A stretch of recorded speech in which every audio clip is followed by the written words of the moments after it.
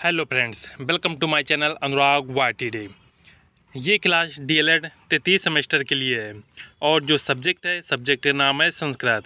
आज से आपके लिए संस्कृत की क्लासें स्टार्ट हो चुकी हैं।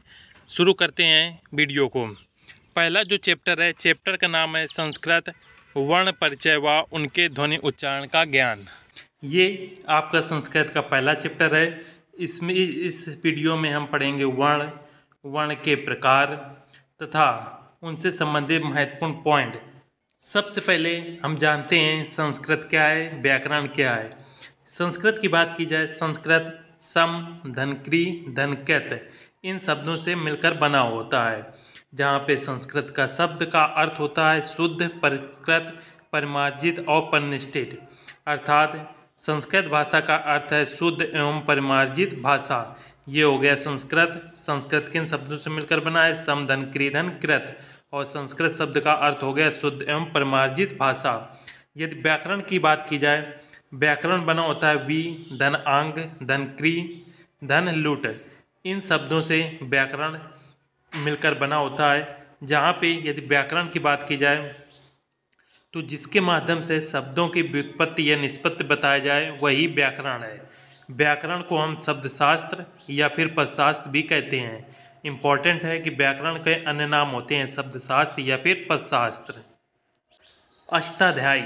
अष्टाध्यायी एक महत्वपूर्ण ग्रंथ है जो कि महर्षि पाणिनि द्वारा रची गई थी। महर्षि पाणिनि द्वारा रची गई प्रमुख पुस्तक का नाम है अष्टाध्यायी, जिसमें अष्टाध्यायी में 8 अध्याय तथा प्रत्येक अध्याय में 4-4 पाद थे। कुल मिला के 8 चौको 32 अर्थात 32 पाद हैं और 3978 के लगभग सूत्र थे, जिसे हम लगभग 4000 के मानते हैं। इसलिए पाणिनि को सूत्रकार भी कहते हैं। तो इससे रिलेटेड इम्पॉर्टेंट पॉइंट है कि अष्टाध्यायी किसकी रचना है? अष्टाध्यायी पाणिनि की रचना है। अष्टाध्यायी में कुल कितने अध्याय थे? अष्टाध्यायी में 8 अध्याय होने के कारण इसका नाम अष्ट अध्यायी पड़ा। इसमें कुल टोटल 4000 सूत्र हैं, इसलिए पाणिनि को हम सूत्रकार भी कहते हैं। अष्टाध्यायी के जो प्रथम सूत्र है वो है वृद्धिरादैच तथा अंतिम सूत्र है आ। ये हो गया अष्टाध्यायी से इम्पॉर्टेंट, ये आपके चैप्टर के अंदर है। नेक्स्ट है, अब बात करेंगे वर्ण या अक्षर की, जो कि जहाँ से आपका चैप्टर शुरू होता है और सबसे ज़्यादा एग्जाम में क्वेश्चन पूछे जाते हैं। वर्ण की बात की जाए, वर्ण की परिभाषा है हम मुख से जिन ध्वनियों का उच्चारण करते हैं उन्हें वर्ण अथवा अक्षर कहते हैं। ऐसा अक्षर शब्द का व्युत्पत्ति लभ्य अर्थ है, अर्थात जिनका क्षरण या विनाश न हो उन्हें अक्षर कहते हैं। यदि आपसे केवल वर्ण की परिभाषा पूछी जाए तो वर्ण की परिभाषा होगी हम मुख से जिन ध्वनियों का उच्चारण करते हैं उन्हें वर्ण कहते हैं। और यदि आपसे अक्षर की परिभाषा पूछी जाए तो अक्षर की परिभाषा होगी जिनका क्षरण या विनाश न हो वो अक्षर हैं, अर्थात ऐसी ध्वनियाँ जिनका हम क्षरण या फिर विनाश न कर सकें उन्हें हम अक्षर कहते हैं। आ, ई, ऊ, का, खा, गा ये सभी जो होते हैं ये सभी वर्ण होते हैं। वर्ण आप जानते हैं वर्ण कितने प्रकार के होते हैं? वर्ण जो है 2 प्रकार के होते हैं। वर्ण कौन कौन से होते हैं? पहला आता है स्वर और दूसरा है व्यंजन। वर्ण जो होते हैं वर्ण के 2 प्रकार होते हैं। पहला आता है स्वर और दूसरा व्यंजन। इसके बाद टॉपिक है स्वर। स्वर को संस्कृत में हम अच भी कहते हैं। स्वर की परिभाषा है वे ध्वनियाँ जिनके उच्चारण के लिए किसी अन्य वर्ण की आवश्यकता नहीं होती उन्हें हम स्वर कहते हैं। साथ में आप जानते हैं कि स्वर आ, ई, ऊ, ऋषि, लिरि, ए, ऐ, ओ, औ ये सभी स्वर होते हैं और स्वर को हम संस्कृत में अच भी कहते हैं। ये स्वर का दूसरा नाम होता है। इसके बाद नेक्स्ट है स्वरों की संख्या। संस्कृत में स्वरों की जो संख्या है, स्वरों की संख्या 9 मानी गई है, जिसमें आ, ई, ऊ, ऋषि, लिरि, ए, ऐ, ओ, औ आते हैं। ये जो हैं ये हमारे 9 स्वर हैं और स्वरों की संख्या मानी गई है 9। साथ में स्वर को हम अच भी कहते हैं। जब आप यूपी टेट एग्ज़ाम की तैयारी करेंगे तो आप प्रत्याहार पढ़ेंगे कि प्रत्याहार क्या होते हैं, तो उसके अंतर्गत एक टॉपिक आएगा अच। अच के अंतर्गत जो हैं ये सभी स्वर आते हैं और स्वरों की जो संख्या है 9 मानी गई है। और स्वरों को हम अच भी कहते हैं। इम्पॉर्टेंट है, याद रखना, एग्जाम में पूछा जा सकता है। नेक्स्ट है मूल स्वर। मूल स्वर की बात की जाए तो मूल स्वरों की जो संख्या है वो 5 होती है। आ, ई, उ, ऋषि, लिरि, ये 5 वर्ण होते हैं जो कि मूल स्वर के अंतर्गत आते हैं। नेक्स्ट है संयुक्त स्वर। संयुक्त स्वरों की जो संख्या है, संयुक्त स्वरों की संख्या 4 होती है और इनके अंतर्गत ए, ऐ, ओ, औ ये 4 स्वर आते हैं। यदि ए की बात की जाए, ए का निर्माण 2 स्वरों के मिलने से होता है, पहला आ और दूसरा ई। नेक्स्ट है अय। अय का निर्माण आ धन ए के मिलने से होता है। नेक्स्ट है ओ। ओ का जो ओ स्वर का निर्माण आ और उ के मिलने से होता है। नेक्स्ट है औ। औ का निर्माण आ धन ओ के मिलने से होता है। तो ये इम्पॉर्टेंट है कि ए का निर्माण जो है आ जो है, आ स्वर जो है ये चारों स्वरों में रहेगा, इसलिए ए का निर्माण आधन ई से होता है। उसके बाद आई की बात करते हैं, आ का निर्माण आधन ए से होता है। ये हो गया ए आई। उसके बाद ओ का निर्माण जो है वो आ धन। ओ में आप देखेंगे तो ऊ छिपा होता है, इसलिए आ धन ऊ से मिलकर ओ का निर्माण होता है और औ का निर्माण जो है वो आ धन ओ के मिलने से होता है। ये इम्पॉर्टेंट है, याद कर लेना। इसके बाद हमारा टॉपिक है स्वर के भेद। स्वर के 3 प्रकार होते हैं। पहला आता है ह्रस्व स्वर, दूसरा दीर्घ स्वर और अंतिम होता है प्लुत स्वर। सबसे पहले हम बात करेंगे ह्रस्व स्वर की। ह्रस्व स्वर किसे कहते हैं? परिभाषा है इसकी, जिन स्वरों के उच्चारण में एक मात्रा का समय लगता है उन्हें ह्रस्व स्वर कहते हैं। और ह्रस्व स्वर जो होते हैं वो आ, ई, उ, ऋषि, लिरि, ये ह्रस्व स्वर होते हैं। नेक्स्ट है दीर्घ स्वर। दीर्घ स्वर की परिभाषा है, जिन स्वरों के उच्चारण में 2 मात्रा का समय लगता है उन्हें दीर्घ स्वर कहते हैं। या इसकी दूसरी परिभाषा होती है, जिन स्वरों के उच्चारण में ह्रस्व स्वरों से अधिक समय लगता है उन्हें हम दीर्घ स्वर भी कहते हैं। इनके दीर्घ स्वरों के अंतर्गत आ, ई, उ, ऋषि, ए, ऐ, ओ, औ ये सभी आते हैं। इन सबको याद कर लें कि दीर्घ स्वरों के अंतर्गत कौन कौन से स्वर आते हैं और ह्रस्व स्वरों के अंतर्गत कौन कौन से वर्ण आते हैं। इसके बाद लास्ट है हमारा प्लुत स्वर। प्लुत स्वर को परिभाषा है, जिन स्वरों के उच्चारण में 2 मात्रा से अधिक अर्थात 3 मात्रा का समय लगता है उन्हें प्लुत स्वर कहते हैं। और प्लुत स्वर की पहचान के लिए इसका जो चिन्ह होता है वो इस प्रकार से कुछ बनता है 3 के तरीके। जब आप ओम लिखते हैं तो ओम लिखने के लिए कुछ इस प्रकार से ऐसे लिखा जाता है। तो ये जो चिन्ह बनता है ये हमारा प्लुत स्वर का होता है। और साथ में याद रखना, प्लुत स्वर का जो प्रयोग है वह वेदों में भी किया गया है। इम्पॉर्टेंट है, पूछ सकता है किन स्वरों का प्रयोग वेदों में किया गया है, तो प्लुत स्वर का जो प्रयोग है वो वेदों में किया गया है। नेक्स्ट है ह्रस्व स्वर। ह्रस्व स्वर का दूसरा नाम, इन्हें हम एक मात्रिक स्वर भी कहते हैं। और ह्रस्व स्वर के अंतर्गत आ, ई, उ, ऋषि, लिरि ये सभी आते हैं। इसके बाद नेक्स्ट है दीर्घ स्वर। दीर्घ स्वर को हम द्विमात्रिक स्वर भी कहते हैं। इनके अंतर्गत आ, ई, उ, ऋषि, ऐ, ओ, ऐ, औ ये सभी आते हैं। ये सभी स्वर दीर्घ स्वर के अंतर्गत आते हैं। नेक्स्ट है प्लुत स्वर। प्लुत स्वर को हम त्रिमात्रिक स्वर भी कहते हैं और इसका जो चिन्ह होता है ये कुछ इस प्रकार से बनता है 3 के तरीके। नेक्स्ट है व्यंजन। व्यंजन को हम अर्धमात्रिक वर्ण भी कहते हैं, जैसे का, खा, गा ये सभी व्यंजन है और व्यंजन को हम अर्धमात्रिक भी कहते हैं। इम्पॉर्टेंट है, याद रखना कि ह्रस्व स्वरों को एक मात्रिक स्वर कहते हैं, दीर्घ स्वरों को द्विमात्रिक स्वर, प्लुत स्वर को त्रिमात्रिक स्वर और व्यंजनों को हम अर्धमात्रिक वर्ण कहते हैं। स्वर के बाद हमारा नेक्स्ट पॉइंट है व्यंजन। आपको ज्ञात है व्यंजन किसे कहते हैं? व्यंजन की परिभाषा होती है, वे वर्ण जो स्वतंत्र रूप से न बोले जा सकें अर्थात जिनका उच्चारण स्वर की सहायता के बिना नहीं हो सकता उन्हें हम व्यंजन कहते हैं। व्यंजन जो होते हैं ये स्वरों की सहायता से बोले जा सकते हैं, बिना यदि स्वर का प्रयोग न हो तो हम व्यंजन नहीं बोल सकते। जैसे का जो है, का एक व्यंजन होता है, इसका उच्चारण ये का और आ स्वर के मिलने से होता है। इसी प्रकार से खा ले लें, खा का उच्चारण ये खा हलंत और आ स्वर के मिलने से खा का उच्चारण होता है। तो व्यंजन की परिभाषा हो गई वे वर्ण जो स्वतंत्र रूप से न बोले जा सकें, अर्थात जिनके उच्चारण में स्वर की सहायता के बिना नहीं हो सकता, वो सभी व्यंजन कहलाते हैं।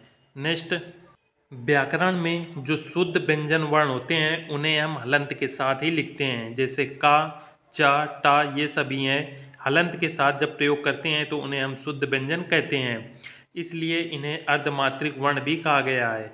अभी स्वर में हमने पढ़ाया कि व्यंजनों को जो है अर्धमात्रिक कहा जाता है। तो अर्धमात्रिक कहने का कारण यही है कि बिना यदि इनमें हम, जैसे ये का हो गया हलंत, यदि इसमें हम ये स्वर अ का प्रयोग न करें तो ये जो है ये अर्धमात्रिक स्वर के अंतर्गत रहेगा। आ का प्रयोग होने से ये पूर्ण व्यंजन का बन जाता है, इसलिए इन्हें हम अर्धमात्रिक वर्ण भी कहते हैं। तो व्यंजन को अर्धमात्रिक वर्ण भी कहा जाता है, तथा जो ये व्यंजन होते हैं इन्हें हम हल प्रत्याहार के अंतर्गत रखते हैं और व्यंजन को संस्कृत में दूसरे नाम से पुकारते हैं जिसे हम हल कहते हैं। जिस प्रकार से स्वर को संस्कृत में दूसरा नाम होता है अच, उसी प्रकार से व्यंजन को संस्कृत में दूसरा नाम होता है हल, जो कि हल प्रत्याहार के अंतर्गत आते हैं। तथा व्यंजनों की जो संख्या संस्कृत में मानी गई है वो मानी गई है 33। इम्पॉर्टेंट है, आपके एग्जाम के दृष्टिकोण से व्यंजनों की संख्या मानी गई है 33 और व्यंजनों को संस्कृत में हल कहते हैं। और व्यंजन जो होते हैं इन्हें अर्धमात्रिक वर्ण भी कहा जाता है। ये जो माहेश्वर सूत्र हैं इसमें हैवरट से लेकर हल तक के 10 सूत्रों में सभी व्यंजन रखे गए हैं। व्यंजन के बाद नेक्स्ट हमारा टॉपिक रहेगा माहेश्वर सूत्र, जिसमें हम ये सभी सूत्रों के बारे में जानेंगे। व्यंजन के प्रकार, मुख्य रूप से व्यंजन 3 प्रकार से होते हैं, जिसमें पहला आता है स्पर्श व्यंजन, दूसरा है अंतःस्थ व्यंजन और लास्ट है ऊष्म व्यंजन। कहीं कहीं संयुक्त व्यंजन का भी वर्णन होता है, इसलिए यदि ऑप्शन में 3 नहीं है तो हम व्यंजनों की संख्या 4 मानेंगे। यदि सबसे पहले बात करेंगे स्पर्श व्यंजन की। स्पर्श व्यंजन की परिभाषा होती है जिन वर्णों के उच्चारण में मुख के विभिन्न अवयवों अर्थात भागों को स्पर्श होता है उन्हें स्पर्श व्यंजन कहते हैं। परिभाषा है जिन वर्णों के उच्चारण में मुख के विभिन्न भागों का स्पर्श होता है उन्हें स्पर्श व्यंजन कहते हैं। और स्पर्श व्यंजन की जो संख्या है, स्पर्श व्यंजन की संख्या होती है 25। का से लेकर माँ तक के वर्ण जो होते हैं वो स्पर्श व्यंजन कहलाते हैं और इनका जो उच्चारण स्थान होता है वो कंठ, ताल, मूर्धा, दंत इन स्थानों से होता है। याद रखना, स्पर्श व्यंजनों की जो संख्या है, स्पर्श व्यंजनों की संख्या है 25। नेक्स्ट है जो स्पर्श व्यंजन है, स्पर्श व्यंजन मुख के विभिन्न भागों को स्पर्श करते हैं। पहला जो आता है वो का वर्ग, का वर्ग के अंतर्गत ये 5 व्यंजन रखे गए हैं। नेक्स्ट है चा वर्ग, चा वर्ग के अंतर्गत ये सभी वर्ण रखे गए हैं, टा वर्ग, ता वर्ग, पा वर्ग। यदि आपसे बोल दिया जाए कि चा वर्ग के अंतर्गत कौन कौन से वर्ण आएंगे तो आपको पता होना चाहिए चा वर्ग के अंतर्गत चा, छा, जा, जा, इया ये सभी आएंगे। इसी प्रकार से टा वर्ग, ता वर्ग, पा वर्ग में ये सभी वर्ण आते हैं और प्रत्येक वर्ग में 5 वर्ण होते हैं, तो कुल टोटल 5 वर्ग हो गए। और इसी प्रकार से स्पर्श व्यंजनों की जो संख्या हो गई वो कितनी हो गई 25। ये देखिए पहला वर्ग, दूसरा वर्ग, तीसरा वर्ग, चौथा वर्ग, का से लेकर माँ तक के जितने वर्ग होते हैं इन सब में स्पर्श व्यंजन रखे गए हैं और प्रत्येक में 5-5 वर्ण होते हैं, इसलिए स्पर्श व्यंजनों की संख्या होती है 25। नेक्स्ट है, अब हम व्यंजन को देख लेते हैं एक नए तरीके से। व्यंजनों की जो कुल टोटल संख्या होती है वो होती है 33 और व्यंजन के मुख्य भाग होते हैं स्पर्श व्यंजन। स्पर्श व्यंजन में आपने अभी पढ़ा कि स्पर्श व्यंजन के अंतर्गत स्पर्श व्यंजन की संख्या होती है 25 और इनके अंतर्गत का वर्ग, चा वर्ग, टा वर्ग, ता वर्ग और पा वर्ग आते हैं। ये स्पर्श व्यंजन का सूत्र होता है, आप इसे चाहें तो याद कर सकते हैं। नेक्स्ट है अंतःस्थ व्यंजन। अंतःस्थ व्यंजन के अंतर्गत या, वा, रा, ला, वा, या, वा, रा, ला ये सभी वर्ण आते हैं और अंतःस्थ व्यंजनों की जो संख्या होती है वो होती है 4। और अंतःस्थ व्यंजन को संस्कृत में हम यण भी कहते हैं। इम्पॉर्टेंट है कि अंतःस्थ व्यंजन को संस्कृत में यण भी कहा जाता है। इसके बाद आता है ऊष्म व्यंजन। ऊष्म व्यंजन की बात की जाए तो ऊष्म व्यंजन की संख्या भी 4 होती है, जिसमें सा, सा, सा, हा आते हैं। ये सभी ऊष्म व्यंजन के अंतर्गत आते हैं और ऊष्म व्यंजन में को संस्कृत में हम सल भी कहते हैं। इसके बाद आता है संयुक्त व्यंजन। संयुक्त व्यंजन की जो संख्या होती है, संयुक्त व्यंजन की संख्या भी 4 होती है और इसके अंतर्गत छात्र, ज्ञ और ये ऋषि, ये सभी संयुक्त व्यंजन के अंतर्गत आते हैं। इसकी आप स्क्रीनशॉट ले सकते हैं। इसके बाद हमारा पॉइंट है मिश्रित या संयुक्त व्यंजन। दो व्यंजन वर्णों के मेल से जो वर्ण बनते हैं उन्हें संयुक्त या मिश्रित व्यंजन कहते हैं। छा, त्रा, ज्ञा, ये सभी क्या हैं? ये हमारे संयुक्त व्यंजन या इसे हम मिश्रित व्यंजन भी कहते हैं। और जो छा होता है, छा का निर्माण का और सा के मिलने से होता है।